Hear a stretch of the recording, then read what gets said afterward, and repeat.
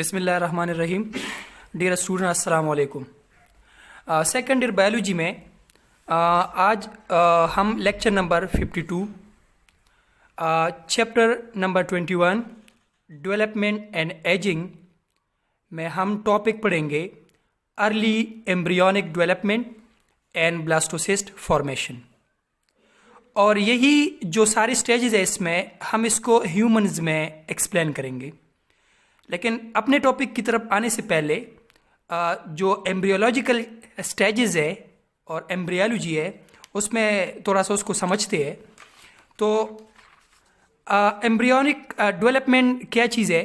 Series of changes that an egg must passes to assume an adult like shape. वो तमाम stages जिससे एक egg पास होके उससे एडल्ट लाइक शेप बनती है, उन सारी स्टेजेस को हम एम्ब्रियोनिक डेवलपमेंट कहते हैं और इसकी स्टडी को हम एम्ब्रियोलॉजी कहते हैं। इसमें जो स्टेजेस है, सबसे पहली स्टेज है गेमेटोजेनेसिस। गेमेटोजेनेसिस है प्रोसेस ऑफ गेमीट्स फॉर्मेशन। तो गेमीट्स जैसे कि टू टाइप्स है, स्पर्म है और ओवम है। तो ये गेमेटोजेनेसिस फर्दर टू टाइप्स की है।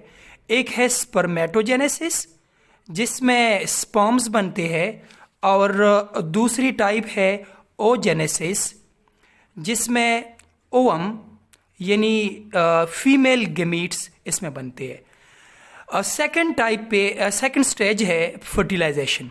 जैसे स्पर्म और ओवम बनते हैं तो आगे वो फ्यूज होके इससे जाइगोट बनता है। तो इस जाइगोट को इस फ्यूजन को हम कहते हैं फर्टिलाइजेशन। फर्टिलाइजेशन में आगे यहाँ पे ए सिंगल सेल स्टेज जिसको हम जाइगोट कहते हैं, जाइगोट बनता है। आगे इसमें फिर माइटोटिक डिवीजन स्टार्ट होती है। तो जाइगोट के अंदर जो माइटोटिक डिवीजन होती है, उन माइटोटिक डिवीजन्स को हम कहते हैं क्लीवेज। तो आगे जाने से पहले ज़रा क्लीवेज को एक्सप्लेन करते हैं। तो क्लीवेज फर्स्ट करें, ये जाइगोट है। तो जाइगोट में सबसे पहले जो क्लीवेज होती है वो वर्टिकल क्लीवेज होती है। तो इसके रिजल्ट में टू सेल्स बनते हैं।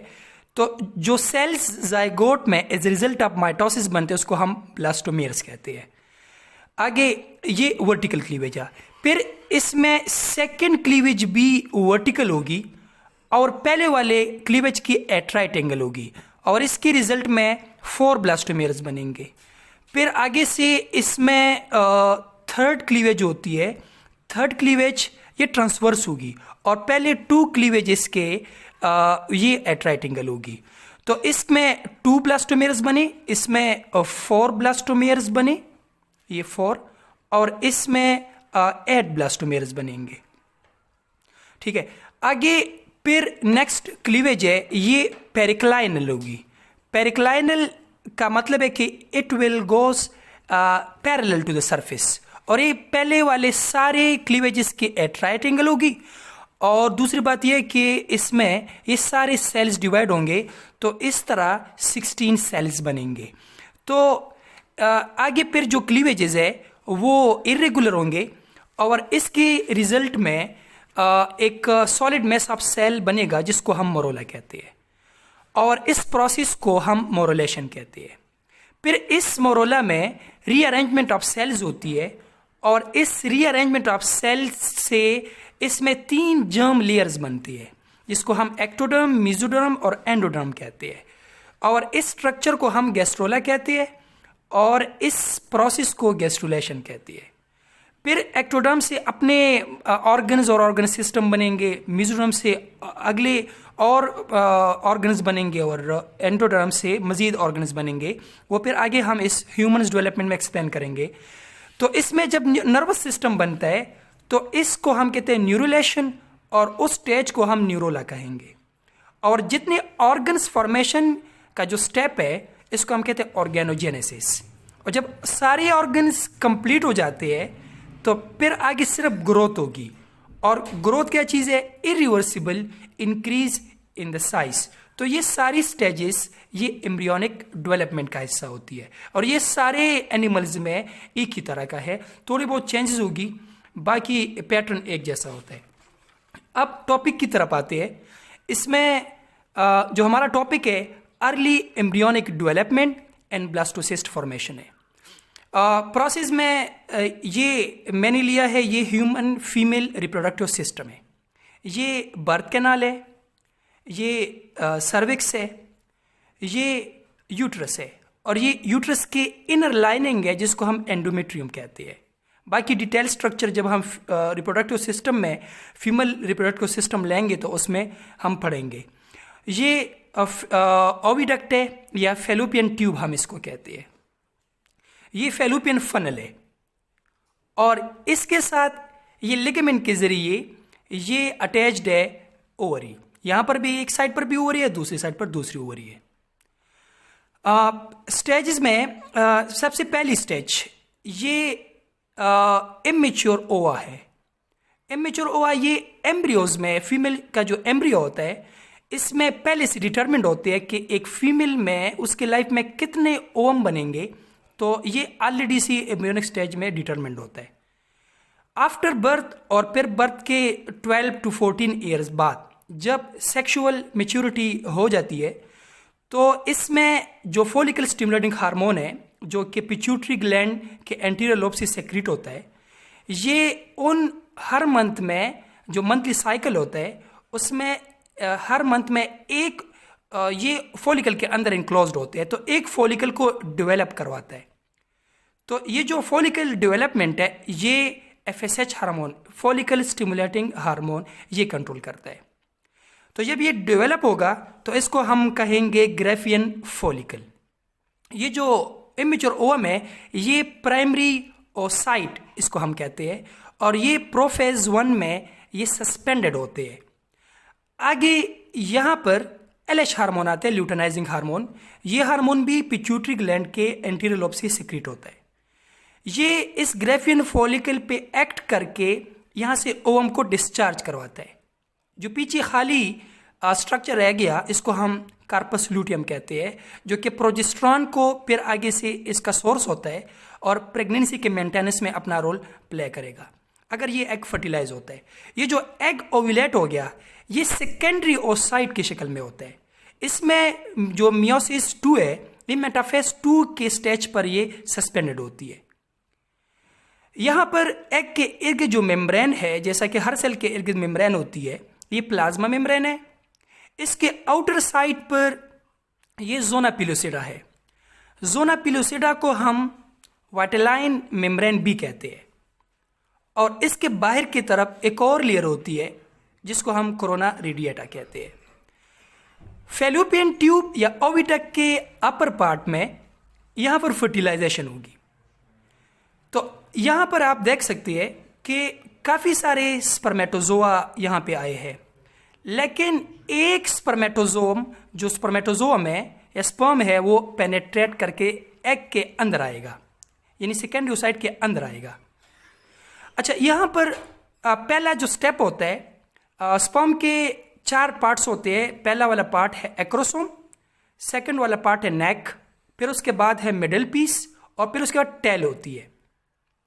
तो बास स्पीशीज में सारा का सारा स्पर्म सारे पार्ट्स एंटर हो जाते हैं, जबकि बास स्पीशीज में माइटोकॉन्ड्रिया, फ्लैजिलम वगैरह बाहर रह जाते हैं, और सिर्फ और सिर्फ जो न्यूक्लियस है वो एग के अंदर दाखिल होगा। जैसे स्पर्म एंट्री करेगा तो ये फर्स्ट करे हमारे पास ये है जोना पिलोसिडा। तो जोना पिलोसिडा के इनर साइड पर मेम्ब्रेन है जिसको हम कहते हैं प्लाज्मा मेम्ब्रेन। तो प्लाज्मा मेम्ब्रेन, ये प्लाज्मा मेम्ब्रेन हो गई। प्लाज्मा मेम्ब्रेन के अंदर यहाँ पे ग्रेन्यूल्स होते हैं, छोटे छोटे ग्रेन्यूल्स, यहाँ से ग्रेन्यूल डिस्चार्ज होते हैं, ठीक है। और ये जो जोना पिलोसिडा है और प्लाज्मा मेम्ब्रेन है, इनके दरमियान जो डिस्टेंस है उसको बढ़ाता है। तो जब डिस्टेंस बढ़ जाती है और ये जोना पिलोसिडा इनएक्टिव हो जाती है, तो इसका फायदा क्या होगा, और स्पर्म इस एग में एंट्री नहीं करेंगे। इसको हम कहते हैं मोनोस्पर्मी, यानी ताकि पॉलीस्पर्मी ना हो। अगर ज़्यादा स्पर्म मसलन एंटर होंगे तो फिर तो क्रोमोसोम्स डिस्टर्ब हो जाएंगे। तो जैसे ही एक स्पर्म एंटर होगा तो ये zona pellucida within a few seconds ये इनएक्टिव हो जाएगी और स्पर्म्स को अंदर एलो नहीं करेगी। अच्छा, ये स्पर्म एंटर कैसे होगा? ये स्पर्म के जो एक्रोसोम पार्ट होता है, एक्रोसोम में एक एंजाइम होता है जिसका नाम है हाइलोयूरिनिडेस। ये है हाइलोयूरिनिडेस। ये एंजाइम एग की जो मेम्ब्रेन है उसको पेनेट्रेट करते हैं, उसमें पोर बनाते हैं और स्पर्म का जो न्यूक्लियस है वो एग के अंदर दाखिल होगा। आगे जैसे ही इसको हम कहते हैं सिनगेमी या फर्टिलाइजेशन। क्या मतलब है? जब एग का जो न्यूक्लियस है और स्पर्म का जो न्यूक्लियस है जब ये फ्यूज होंगे तो इससे सिंगल सेल स्टेज होती है जिसको हम जाइगोट कहते हैं, ये जाइगोट बनेगा। जाइगोट में फिर क्लीवेज स्टार्ट होगी। जैसे मैंने पहले बताया है कि क्लीवेज क्या जाइगोट के अंदर जो माइटोटिक डिवीजन है जिससे ब्लास्टोमेयर्स बनते हैं, इस माइटोटिक डिवीजन को हम क्लीवेज कहते हैं। तो पहले क्लीवेज वर्टिकल हो रही है, 2 ब्लास्टोमेयर्स बनेंगे और इसको हम कहते हैं 2 सेल स्टेज। ये इधर हो रहा है, मैंने इधर प्रेजेंट करवाया है बाहर। अच्छा, स्टिल ये जो ज़ोना पिलोसिडा है ये अब भी है, लेकिन जो कोरोना रेडिएटा है वो इस स्टेज पर जाइगोट से अनवर्ड जो स्टेज है यहाँ पे ख़त्म हो जाती है। सिर्फ यहाँ से इर्द गिर्द जो ज़ोना पिलोसिडा ये रह जाती है। इसका ये फ़ायदा है क्योंकि ये ज़ोना पिलोसिडा सिक्रेट होती है ये लेयर फॉलिकल से, जो फॉलिकुलर सेल्स है ऑफ द मदर। तो चूंकि एग तो as a result of meiosis बनता है और मियोसिस में इसमें चेंजेस आते हैं, तो ये इस मदर की जो अपनी इम्यूनिटी इस पे अटैक कर सकती है। तो इस वजह से इसके इर्द गिर्द ये लेयर होगी ज़ोना पिलोसिडा, तो वो अपनी मदर के सोमैटिक सेल्स होते हैं, तो इस वजह से मदर की जो इम्यूनिटी है इस पे अटैक नहीं करेगी। ओके, आगे इसमें सेकंड वर्टिकल क्लीवेज होगी और 4 ब्लास्टोमियर्स बनेंगे। आगे इसमें फिर थर्ड हॉरिजेंटल डिवीजन है, जो कि पहले वाले 2 क्लीवेज इसकी ट्राइटेंगल होगी और पहले वाले सारे सेल्स डिवाइड होके इससे 8 सेल्स बनेंगे। आगे फिर इसमें जो क्लीवेज है पेरिक्लाइनल क्लीवेज होगी और पेरिक्लाइनल क्लीवेज से 16 सेल्स बनेंगे और आगे जो क्लीवेजेस है वो इरेगुलर हो जाएंगे। और आप देख सकते हैं कि इसमें सेल्स का एक राउंडेड मैस बन गया और ये सॉलिड मैस, यानी इसमें हर तरफ सेल्स होंगे। ये मैस बन गया, इसको हम कहते हैं मोरोला और इस स्टेज को हम मोरोलेशन कहते हैं। इसमें अंदर कोई खाली जगह नहीं होती। तकरीबन यहाँ तक आने में, ये यूट्रस एंडोमेट्रियम के आने तक तकरीबन 3 to 4 डेज लग जाते हैं। अब जैसे ये इधर आएगा तो अंदर जो सेल्स है इस मोरोला में वो ख़त्म हो जाएंगे और तकरीबन 20 to 30 सेल्स यहाँ पे रह जाएंगे। इसको हम कहते हैं इनर सेल मेस और बाहर सिंगल लेयर ऑफ सेल्स रह जाती है, इसको हम कहते हैं ट्रोफोब्लास्ट। ठीक है, इसको हम इनर सेल मेस को हम फॉर्मेटिव सेल भी कहते हैं और इसको हम इस वजह से कहते हैं क्योंकि इसी सेल से टोटल एम्ब्रियो के जितने भी पार्ट्स है वो बनेंगे। लेकिन आप लोग ये बात ध्यान में रखें, ये जो जाइगोट था तो जाइगोट को हम कहते हैं टोटिपोटेंट सेल्स, क्योंकि इसमें ये टोटिपोटेंट सेल्स है। ठीक है, क्योंकि इसमें टोटल पोटेंशियल होती है कि इससे सारे स्ट्रक्चर बन सकते हैं। लेकिन ये जो इनर सेल मैस है, इनर सेल मैस, ये अब ये टोटिपोटेंट नहीं होंगे, ये बनेंगे प्लोरिपोटेंट। यानी क्योंकि इससे ये जो इनर सेल मैस है इससे extra embryonic membrane, extra embryonic membrane क्या चीज़ है? इसमें एम्ब्रियन, कोरियन, एलेंटॉइस और यॉक सैक आते हैं।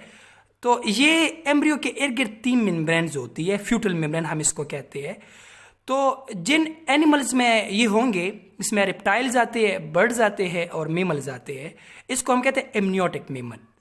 तो कोरियन के अलावा बाकी जो एक्स्ट्रा एम्ब्रियोनिक मेम्ब्रेन है ये यहाँ से ट्रोफोब्लास्ट से बनते हैं।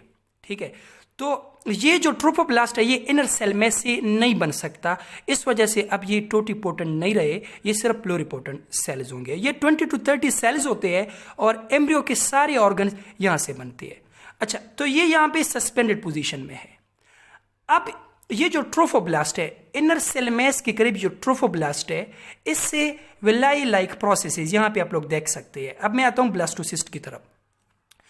तो यहाँ तक जो जितने स्टेजेस थे ये अर्ली एम्ब्रियोनिक डेवलपमेंट थी। अब ब्लास्टोसिस्ट में इनर सेल मेस, इसके जो साथ में ट्रोफोब्लास्ट है, यहाँ से विलाई लाइक स्ट्रक्चर बन जाते हैं और ये विलाई एम्बेडेड हो जाते हैं मदर के एंडोमेट्रियम में, यहाँ पे एम्बेडेड होंगे। किस लिए? क्योंकि अभी तक प्लेसेंटा नहीं बना और इन सेल्स को फूड की ज़रूरत है, नरिशमेंट की ज़रूरत है, तो नरिशमेंट के लिए एम्बेडेड हो जाएंगे और इस प्रोसेस को हम कहते हैं इम्प्लांटेशन। इम्प्लांटेशन साथ में आप देख सकते हैं कि ये जो ये इनर सेल मैस है, ये ट्रोफोब्लास्ट के साथ फ्यूज हो गया और इससे ये देख ले एम्ब्रियोनिक नोब बन गया जब इनर सेल मैस फ्यूज हो जाएंगे ट्रोफोब्लास्ट के साथ। अच्छा, इस स्टेज पे जोना पिलोसिडा ये इसकी लाइसिस हो गई और यहां से जितना ब्लास्टोसिस्ट था वो हैच हो गया, बाहर निकल गया। ठीक है, अब यहां पे मसला होगा, मदर की इम्यूनिटी इस पे अटैक कर सकती है। तो ये जो ट्रोफोब्लास्ट है, मैं यहां पे आपको थोड़ा सा बताता हूं। ट्रोफोब्लास्ट इसमें इसके फंक्शंस है। ट्रोफोब्लास्ट पहला काम, ट्रोफोब्लास्ट इससे एल सेलेक्टिन, ये प्रोटीन्स है एम्ब्रियो के जो एम्ब्रियो के ट्रोफोब्लास्ट के ऊपर होंगे। ठीक है, तो ये इसको कहते हैं एडहेशन पार्टिकल। एडहेशन पार्टिकल्स हम इसको कहते हैं। ये एडहेशन पार्टिकल क्या काम करते हैं? इसको ये जो टोटल ब्लास्टोसिस्ट है, इसको मदर के यूट्रस जो एंडोमेट्रियम लाइनिंग है, इसको एडहेयर करने के लिए, अटैच करने के लिए या इम्प्लांट करने के लिए ये पार्टिकल इस्तेमाल होंगे। दूसरा, एक्सेप्ट कोरियन, कोरियन के अलावा जो एक्स्ट्रा एम्ब्रियोनिक मेम्ब्रेन है, इसके अलावा ये बनाता है जितना भी बाकी एक्स्ट्रा एम्ब्रियोनिक मेम्ब्रेन है, ये इससे बनेगा। एम्ब्रियोनिक लेयर्स या मेम्ब्रेन्स ये ट्रोफोब्लास्ट से बनते हैं। और नंबर थर्ड, ये इम्यूनोसप्रेसेंट मॉलिक्यूल्स बनाते हैं जिससे मदर की इम्यूनिटी वीक होती है ताकि इस पर अटैक ना करे। ठीक है, तो यहाँ पे इम्प्लांटेशन हो गई। तो यहाँ पे अब नेक्स्ट इसमें यहाँ तक ब्लास्टोसिस्ट जो फॉर्मेशन है वो यहाँ तक था। आगे इसमें गैस्ट्रुलेशन स्टेप है जो आगे पहले मैं डेफिनेशन आपको बता चुका हूँ। तो इसमें गैस्ट्रुलेशन पहले डिफाइन करते हैं क्या चीज़ है। ये है फॉर्मेशन ऑफ गैस्ट्रोला। और किस तरह गैस्ट्रोला बनेगा? By migration and rearrangement of cells in blastocyst. इसी ही ब्लास्टोसिस्ट में इसके सेल्स, एक तो ट्रोफोब्लास्ट है और एक यहाँ पे एम्ब्रियोनिक नोब है, रीअरेंज होते हैं और इसी से गैस्ट्रोला बनेगा। गैस्ट्रोला क्या चीज़ है? ये ऐसा स्ट्रक्चर है जिसमें 2 जर्म्स लेयर होंगे या 3 जर्म्स लेयर्स होंगे। ठीक है, वो जर्म लेयर्स कौन से हैं? जर्म लेयर्स का मतलब ये होता है कि इससे आगे और ऑर्गन्स बनेंगे। तो ये इसमें एक एक्टोडर्म है, एक मेसोडर्म है और एक एंडोडर्म है। तो जब ये तीनों लेयर्स कंप्लीट होके बन जाएंगे तो फिर हम इस स्टेज को कहते हैं गैस्ट्रोला। गैस्ट्रोला में ये किस तरह ये सारा स्टेप्स होते हैं इसमें। तो स्टेप्स में सबसे जो पहला स्टेप है वो है एंडोडर्म। एंडोडर्म में क्या होता है? ये जो ब्लास्टोसिस्ट है, ये वाला पार्ट, मैं सिर्फ ये वाला पार्ट ले रहा हूँ क्योंकि ऑलरेडी मैं आपको बता चुका हूँ कि सिर्फ इसी पार्ट से, इस ट्रोफोब्लास्ट से तो बस एक्स्ट्रा एम्ब्रियोनिक मेम्ब्रेन बन गए। ठीक है, वो तो बात ख़त्म हो गई। ये वाला जो पार्ट है इससे सारा एम्ब्रियो बनेगा। ठीक है, तो मैं सारा स्ट्रक्चर बार बार बनाने से बेहतर है कि सिर्फ ये वाला पार्ट लूँगा। तो ये वाला पार्ट मैंने यहाँ पे लिया है और ये जो पीछे मैंने ये इसका 3 डायमेंशनल स्ट्रक्चर है, क्योंकि तो एक गोल बाल है, मैस है गोल, तो ये मैंने इसकी पिछले जो साइड है इसकी वो मैंने आपको एक्सपोज करवाई है। तो ये जो ब्लास्टो, ये जो एम्ब्रियोनिक नोब था, अब ये 2 लेयर्स में स्प्लिट हो जाती है। ऊपर वाली जो लेयर है इसको हम कहते हैं एपीब्लास्ट, और लोअर जो लेयर है इसको हम कहते हैं हाइपोब्लास्ट। ओके, एपीब्लास्ट में पहले से नोट कर ले, इसको हम कहते हैं प्रिजम्पटिव। ये प्रिजम्पटिव मीन फ्यूचर में इससे क्या बनेंगे, न्यूरल सेल्स जिससे नर्वस सिस्टम बनता है, नोटोकार्डल सेल जिससे नोटोकार्ड बनेगा, मेसोडर्मल सेल इससे मेसोडर्म लेयर बनेगी, और एक्टोडर्मल सेल इससे एक्टोडर्म, ठीक है, एक्टोडर्म से बाद में स्किन बन जाती है, और नोटोकॉर्डल सेल इन सेल से नोटोकॉर्ड बन जाएगा। नोटोकॉर्ड क्या चीज़ है, एम्ब्रियोनिक स्केलेटन है। वर्टिब्रेट्स में नोटोकॉर्ड खत्म होके इसकी जगह पर वर्टिब्रल कॉलम बनता है।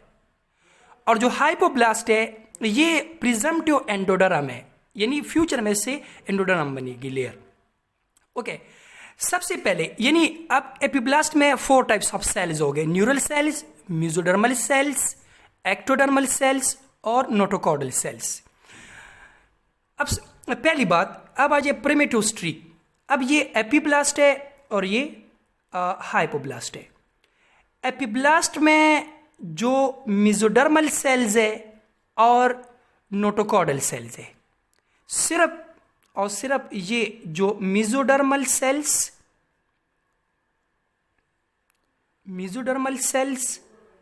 और नोटोकॉर्डल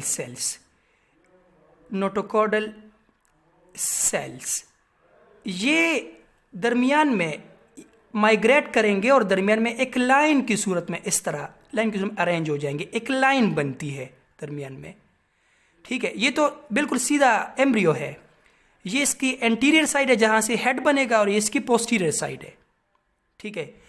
तो ये एक लाइन बन गई, इस लाइन को हम कहते हैं प्रिमिटिव स्ट्रीक, ठीक है। अब आगे बनेगा प्रिमिटिव ग्रू, नोटोकार्ड, मेसोडर्मल फॉर्म और मेसोडर्म फॉर्मेशन, ये चीजें अब बनेगी। अब प्रिमिटिव ग्रू क्या चीज है, इधर मैंने बताया है कि यहाँ पे सेल्स है, ये कौन से सेल्स है, ये अरेंज हो गए एक लाइन की शक्ल में, एक थिकनिंग की शक्ल में, ये मेसोडर्मल सेल्स है और नोटोकॉर्डल सेल्स है। तो ये जो सेल्स है अब ये यहाँ से माइग्रेट करके एपीब्लास्ट और हाइपोब्लास्ट के दरमियान में आ जाएंगे, तो ऊपर वाली जगह खाली हो जाएगी, ठीक है। मसलन ये सेल्स है इस तरह है, अब ये सेल नीचे की तरफ इस तरह चले गए, तो ये जो दरमियान में खाली जगह बन जाएगी, तो इसको हम कहते हैं ये प्रिमिटिव ग्रू है। तो ये नोटोकॉर्डल सेल यहाँ पे अरेंज होकर एक सॉलिड रॉड जो कि सीधा मिडल एक्सिस पे गया है, हेड टू टेल, ये नोटोकॉर्ड है जो एम्ब्रियो को एज स्केलेटन सपोर्ट प्रोवाइड करता है, और ये मेसोडर्म है, ठीक है। तो मेसोडर्म भी बन गई, ऊपर एपीब्लास्ट है। अब एपीब्लास्ट में सिर्फ और सिर्फ एक्टोडर्म के सेल्स है और न्यूरल सेल ये रह गए हमारे पास। सीलोम कैसी, सीलोम क्या चीज़ है, स्किन और एलिमेंट्री कैनाल के दरमियान जो स्पेस होती है इसको हम सीलोम, जिसमें हमारे विसरल ऑर्गन्स जो पेट के अंदर ऑर्गन जिसमें वो होते हैं, इसको हम सीलोम कहते हैं।